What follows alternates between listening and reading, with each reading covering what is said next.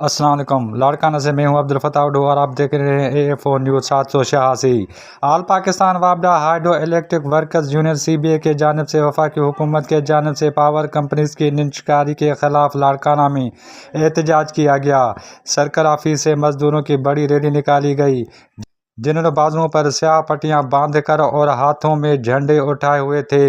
इस मौका पर मुजाहिरीन का कहना था, बिस्मिल्लाहिर्रहमानिर्रहीम। आज हमने आल पाकिस्तान वापडा हाइड्रो इलेक्ट्रिक वर्कर्स यूनियन की मरकज़ी क़यादत के कहने पे और अपने हक़ के लिए पूरे पाकिस्तान में आज सरापा एहतजाज है।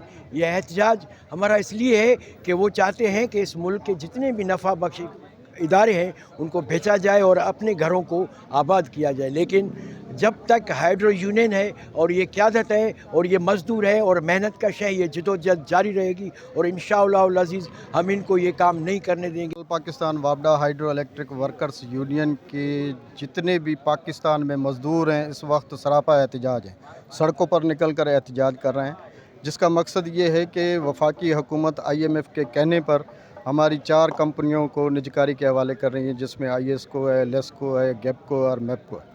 इनको जो है वो निजकारी के हवाले कर रहे हैं। हमने पहले भी मुज़ाहिमत की थी, अब भी मुज़ाहिमत कर रहे हैं और आइंदा भी करते रहेंगे।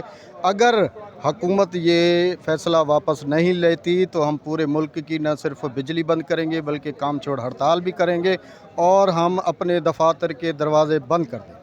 सर, ये जो हुकूमत की पॉलिसियाँ हैं ये बिल्कुल गलत हैं, मज़दूरों के ख़िलाफ़ हैं, जिसका हम कभी किसी वक्त भी जो हमारे कायदीन का हुक्म होगा उसके हुक्म का मानेंगे और हम पूरे पाकिस्तान में जो हमें तालाबंदी करनी पड़ी या बिजली बंद करनी पड़ी वो बिजली बंद करेंगे। मज़ीद न्यूज़ एंड अपडेट्स के लिए इस चैनल को सब्सक्राइब करें।